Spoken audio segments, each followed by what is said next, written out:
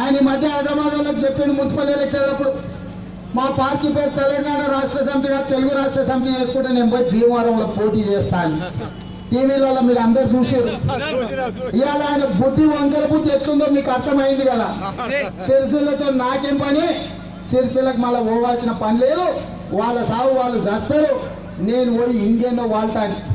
ఆయన భీమవరం పోతే మళ్ళీ మంత్రి పదవి ఇయ్యలేడు అనేది వచ్చింది కాబట్టి ఇవాళ శేర్లింగపల్లినో కుక్కట్పల్లిలో కుత్బుల్లాపూర్లోనో భీమవరం వాళ్ళు లేకపోతే గుడివాడ వాళ్ళు గుంటూరు వాళ్ళు ఉన్న దగ్గర చూసుకొని వాళ్ళ దగ్గర పోటీ చేయాలని అనుకుంటున్నట్టు ఉన్నాడు. కాబట్టి ఇవాళ మీ సమస్య ఆయన తలకెత్తుతలేదు.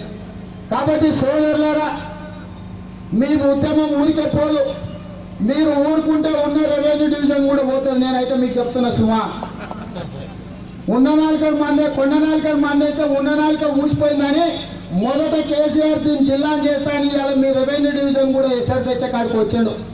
కాబట్టి ఉన్నది ఉంచుకోవాలన్నా కొత్తది రావాలన్నా మీరు కేటీఆర్ చుట్టూ పట్టుకోవాల్సిందే. ఇవాళ కేటీఆర్కి చెప్పుండ్రి, ప్రకటన చేసే లోపల